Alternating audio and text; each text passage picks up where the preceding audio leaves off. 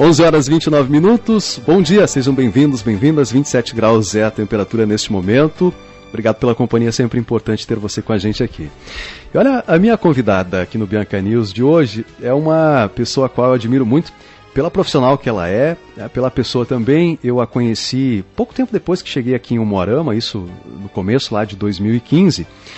E de lá para cá eu tenho acompanhado muito o trabalho dela, uma pessoa que eu gosto de conversar, aliás, gosto de ouvir, sabe o que fala, tem informação, enfim, é daquelas pessoas que a gente consegue acreditar, que consegue bater um papo legal, porque é uma pessoa que tem conhecimento, sabe exatamente aquilo que faz e faz muito bem aquilo que se propõe a fazer, inclusive. A minha convidada de hoje aqui é formada em Comunicação Social e Jornalismo pela UEL, Universidade Estadual de Londrina, tem mestrado em Comunicação e Semiótica pela PUC de São Paulo, é assessora de imprensa da nossa Universidade Paranaense, a Unipar, e também é editora sócia da revista W. Aliás, a última edição aqui eu li de cabo a rabo, tá fantástica a edição de novembro, com o Marcos Vaz, inclusive, na capa, e histórias assim fantásticas que são contadas não só a partir de textos, mas de imagens também. Para a gente conversar um pouco sobre tudo isso, estou recebendo aqui, com muita honra, minha colega de profissão, Grácia Milanês. Honrado pela presença. Bom dia, tudo bem? Bom dia, ouvintes. Eu que estou honrada, eu que estou lisonjeada pelo convite. Obrigada. E também obrigada pelos tantos de elogios que você me deu aí. Não sei se eu mereço todos, mas enfim. Imagina. Um profissional fantástico, e ao longo da entrevista a gente vai dizer por quê, viu? Pra gente iniciar aqui, Grácia, eu queria que você falasse um pouco da edição da W, né? São 11 anos de revista, 35 é esta edição. Essa é a edição 35. E tá com histórias, assim, tá permeada de histórias muito legais. O Marcos ilustra a capa aqui, né? O Marcos é uma figura importante em Umuarama, né? Ele é um cartunista cujo trabalho teve e tem repercussão internacional, né? Então eu acho que ele merece ser capa. A gente fala sempre que quem vai para a capa da W tem histórias para contar, né? Tem uma biografia interessante para a gente apresentar para o leitor. Não é assim, enfim, não é uma pessoa que não tenha feito muito pela sua cidade, ou enfim, não sei como que eu explico, né, para não correr o risco de errar na colocação. Mas enfim, tá aí o Marcos na capa, é um cara super simpático, que todo mundo gosta. Tem muitas histórias aqui, né? Eu estava observando aqui, porque ela é uma revista, a W é realmente uma revista para quem tem bom gosto, gosta de ler e gosta de observar as imagens, porque também tem imagens aqui fantásticas, né? É um critério da W, né? Fotografia boa. E quem faz foto para nós é um jornalista formado e especializado em fotojornalismo. Então, foto feia, foto ruim, você nunca vai ver na W. Quem são os personagens fotos bem produzidas dessa edição? Tem a Cris, tem um monte de gente bacana, né? Tem bastante profissionais, tem as Mulheres de Ouro, tem o prefeito, tem o pessoal da UVEL, que sempre nos dá apoio, então a gente nunca pode deixá-los fora. Tem a Dirce, a cabeleireira, que ela tem uma história muito interessante também, uma pessoa que até a adolescência trabalhou na roça, colhia café, e aí de repente um dia deu um start nela lá, e ela pensou, quero ser cabeleireira, porque ela disse que sempre gostava de cuidar da imagem das primas, das irmãs e tal, enfim, da família. E ela foi atrás, fez curso, se tornou. Então eu acho tão interessante alguém, né, que colhia café e de repente passou a fazer um trabalho tão delicado. Essa é uma história boa de ler, da Dirce, e tem muitas outras aí. A Denise Teles também, que está nas páginas vermelhas, né, que é a página das entrevistas. Ela fala sobre a microfisioterapia e naturopatia, que são duas áreas da fisioterapia que estão assim bem causando bastante sensação, muita gente recorrendo para cuidar de estresse, de dores, etc. Bem interessante também o trabalho dela, a gente destaca aqui. Os arquitetos, né? os arquitetos, o Febo Carvalho e Pedro Carvalho, pai e filho, na mesma profissão que... Eu vi a primeira história dele ali. Que fantástico. É meu filho. Teu filho, e né? Meu marido, A W é um projeto teu com a Zélia, né? Isso. Como é que surgiu essa ideia de trazer um veículo de comunicação novo que tivesse uma outra... A gente tinha vontade de, assim, de ter uma revista que retratasse gente, não notícias, gente, para valorizar as pessoas da cidade. E aí surgiu a W. O nome W estava bem no período do www.com, no período em que a letra ela entrou para o alfabeto, foi aceita, né, no nosso alfabeto. O W, K, lembra do Y? Lembro. Aí a gente já aproveitou. Foi um momento bem significativo, né? Quer dizer, de mudanças, né? Da era. Aí a gente pensou, digital, vamos se apoderar do W, né? E foi isso. Você, dos 31 anos de profissão que eu sei, você me dizia que está 21 anos na Universidade Paranaense. Eu imagino que nesta época você teve lá a oportunidade de vivenciar muito, contar muitas histórias, fazer parte de muitas histórias. Esse ano nós tivemos o falecimento do Dr. Cândido Garcia, que foi um visionário do ensino superior, foi precursor da universidade, que hoje é coordenada pelo seu filho, que faz um trabalho fantástico também. Como é que foi para você trabalhar com o Dr. Cândido Garcia? O que representava, como era a dinâmica? O que você, inclusive, está aqui na W, um pouco da história dele, né? Foi uma perda importante para o município. Nossa, muito triste. Olha, foi muito bom trabalhar com o Dr. Cândido Garcia. Eu tenho orgulho de ter trabalhado com ele. Eu tenho 31 anos de profissão, 21 dedicados à Unipar. Antes eu trabalhei na Folha de Londrina, na TV Tibagi, SBT. Também fiz assessoria de candidato, de campanha eleitoral. Até que eu cheguei na Unipar, estou lá há 21 anos, e eu não me considero assim, acomodada, porque a Unipar é muito dinâmica e a gente aprende todo dia, né? E com relação a trabalhar com o Dr. Candinho, eu acho que ele é a pessoa, eu tenho certeza, ele é a pessoa que eu mais admiro, assim, de todas que eu conheci. Eu já conheci pessoas muito importantes, né? O jornalismo me deu essa chance de conhecer pessoas importantes. Vamos colocar Brasil, né? Políticos importantes, já entrevistei artistas. Agora, o Dr. Candinho, eu falo que ele é o meu ídolo. É uma pessoa muito inteligente, muito, sabe, assim, aquela pessoa que tem pensamento rápido, que toma decisão rápido, que decide tudo, que vê tudo, e ele valorizava muito o meu trabalho, sabe? Nossa, ele sempre me colocava para cima. Eu fazia assessoria para ele, eu fazia os discursos dele, mas sempre assim, antes conversando com ele, o que o senhor quer dizer aqui, o que o senhor quer dizer lá, e aí eu fazia do jeito que ele pensava, sabe, assim. Eu falo que o assessor de imprensa, ele tem que entrar na alma, né, do assessorado, para saber dizer o que ele quer dizer, né. E aí ele falava, nossa, mas é exatamente isso que eu quero dizer, que você pôs aqui no papel e tal. Então, a gente tinha, assim, uma convivência diária, né? Era todo dia, tinha alguma coisa para fazer ou para resolver. Então, eu posso dizer que eu conheci um homem, assim, espetacular. E que contribuiu muito com a nossa educação, né? Nossa, muito. Imagine você, em 1970... o Moarama não era nada naquela época, né? Tudo por fazer. E a pessoa vir aqui com um projeto de ensino superior, é muita ousadia, né? É muita visão empreendedora, né? Eu acho que eu tenho certeza que lá naquela época ele e as pessoas que estavam com ele, né? A esposa dele, a dona Neiva, e os sócios, a dona Odete e o seu José Oliveira, que eles já vieram para investir aqui, já vieram certos, né, do que eles queriam.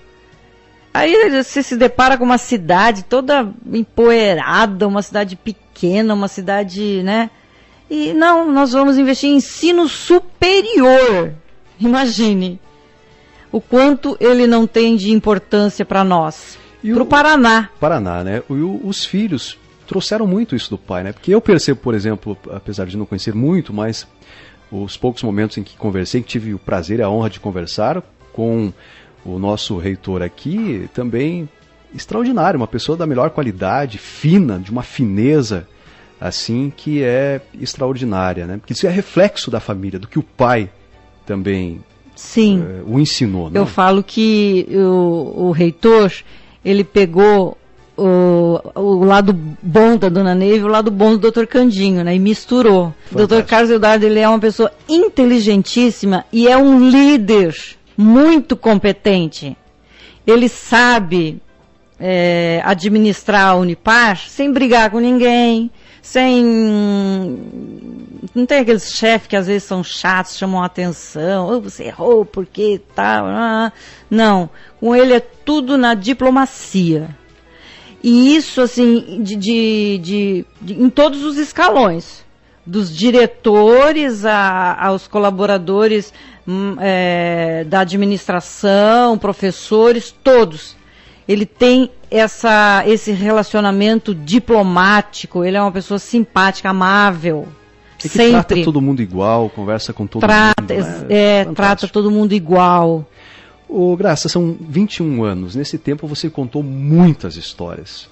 Quais foram as melhores histórias de contar? Porque ali você está no centro da formação, do conhecimento, do ensino superior, né? Da pesquisa. Você também está ali, tem os projetos sociais da Unipar. O que te motiva? Quais são as melhores histórias? E o que te motiva todo dia levantar e ir trabalhar, fazer o teu trabalho? Então, mas a Unipar ela tem muita coisa bacana, sabe? Assim, na área da pesquisa, na área da extensão. E sempre falta tempo. Eu sempre queria ter mais tempo para fazer mais, porque parece sempre que eu fico devendo. Falo assim, eu tenho que fazer aquela matéria, eu tenho que ir atrás daquela pesquisa. O que, assim, de mais bacana eu fiz, eu não vou me lembrar o ano, mas, assim, foi um projeto que a reitoria criou de alfabetização com o curso de pedagogia. Foi muito interessante. A Unipar, ela deu um descontão para quem quisesse, naquele período, fazer pedagogia, desde que se comprometesse com esse projeto de ir ensinar as pessoas a ler e escrever. Então, aqueles vários alunos, eram mais de 40, 50, cada um tinha um determinado número de pessoas que ele atendia para ensinar a ler e escrever. E a gente fez contato com pessoas simples, pessoas simples e de idade, sabe? Que nunca pegaram um lápis na mão para escrever e aprenderam a ler e escrever e tinha, assim, aquela satisfação de falar pra gente, né? Olha, tô lendo. E isso é uma coisa, é uma gratidão, né? Que eles sempre vão levar na vida toda, né? Quem passou por esse processo. Foi um projeto muito bonito. Mas a Unipar tem vários. Você vai outro dia na clínica de odontologia, me chamaram lá para fotografar um paciente que ele se sentiu tão bem atendido pelas estudantes de odontologia, as estagiárias, que ele voltou lá para levar presente para elas. Olha que legal. E aí tem o Unipar na praça, que muita gente vai, participa, gosta de ouvir o que eles têm de novidade para falar. Muita coisa. São projetos fantásticos que são transformadores, né? Quando você olha nos olhos de uma pessoa e vê que aquilo está transformando a vida dela, eu acho que é a sensação mais maravilhosa, né? Porque você vê de fato que ali está o resultado prático do trabalho, que a vida não é só ganhar dinheiro, não é só talvez buscar poder ou buscar formação, mas que está ali, algo que você ajudou, contribuiu, construiu com a tua formação, com o teu trabalho também. Há poucos dias eu fui em Alto Piquiri, que teve o concurso da Miss Terceira Idade, e quem organizou foi um aluno de moda. E é uma proposta de trabalho no curso de psicologia, então ele envolveu a psicologia e a moda. Aí você pensa, mas um concurso de beleza, né? Beleza da autoestima, a beleza de você alegrar aquelas senhoras que desfilaram, sabe? Ele conseguir transformar, como você falou, o dia daquelas senhoras. aqueles aplausos, foi lindo, lindo, e elas ficaram felizes, tão felizes, e abraçavam ele, e agradeciam, né? Porque ele que foi atrás dos patrocínios, ele que foi atrás de tudo, o acadêmico de moda. Ele fez 18 mulheres que desfilaram muito felizes, e muita gente da cidade lá aplaudindo, sabe? É uma coisa, parece simples, mas foi muito interessante. E outro dia também, uma aluna de moda, ela produziu umas camisetas com frases motivacionais para a equipe da OPECAM, que trabalha com transplante de órgão.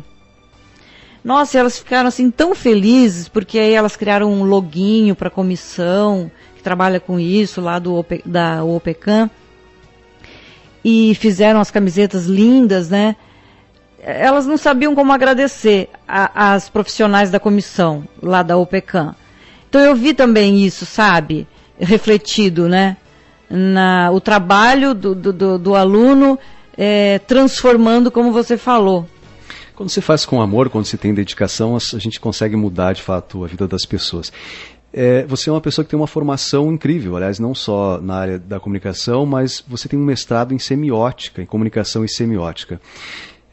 Nós estamos num momento em que temos fake news, em que temos uma sociedade dominada, inclusive, por uma série de situações. Como é que você tem observado a nossa comunicação hoje? Esse fazer jornalístico que muitas vezes não tem uma pesquisa, não tem memória histórica, apenas o oficialismo, não é profundo. Não se busca uma análise das coisas. Eu, por exemplo, penso o jornalismo como algo que precisa transformar a vida das pessoas. Como é que você observa hoje? Então, os primeiros contatos que eu tive com o jornalismo profissionalmente, eu trabalhei com homens de cabelos brancos, que na época a maioria era jornalista homem, né? Hoje as mulheres dominam as redações. Naquela época eram os homens. Que, sabe, trabalharam na década de 70, que faziam aquelas reportagens. Eu fiz no começo da minha carreira, eu usei máquina de escrever. Então eu falo que eu sou de várias transições, né? Aí quando eu passei para o computador, eu falei, meu Deus, como alguém conseguia fazer jornalismo antes do computador? Porque daí você podia apagar, voltar, né, repensar. A minha época já é essa época mais...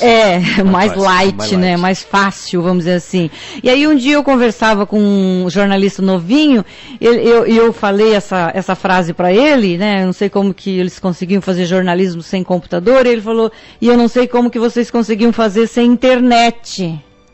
Né, porque a internet ela tem tudo ali, né, mastigado.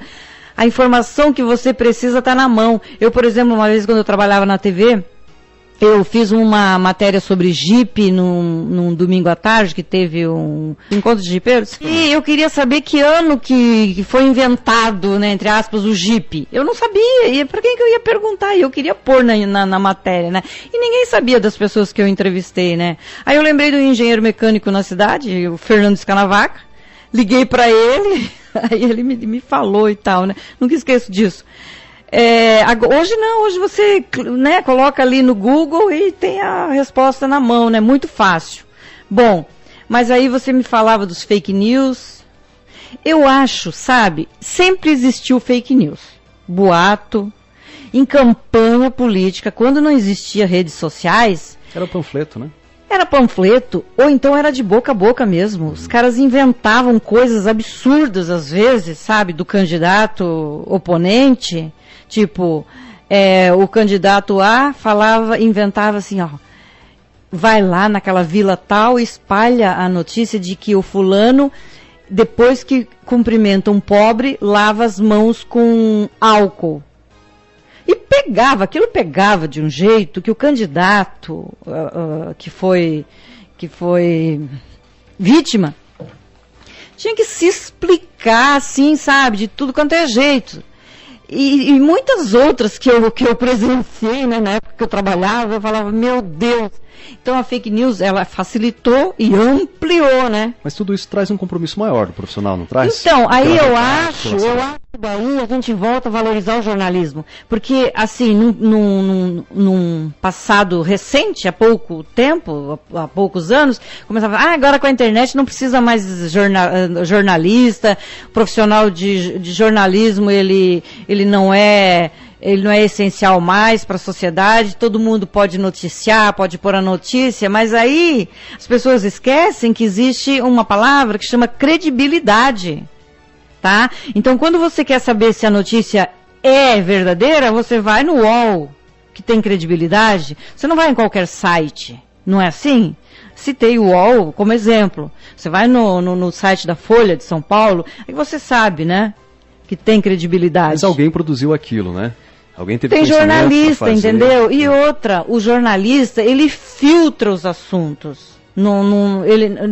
Quando você acompanha o telejornal ou o jornalismo mesmo, digital, quando você acompanha de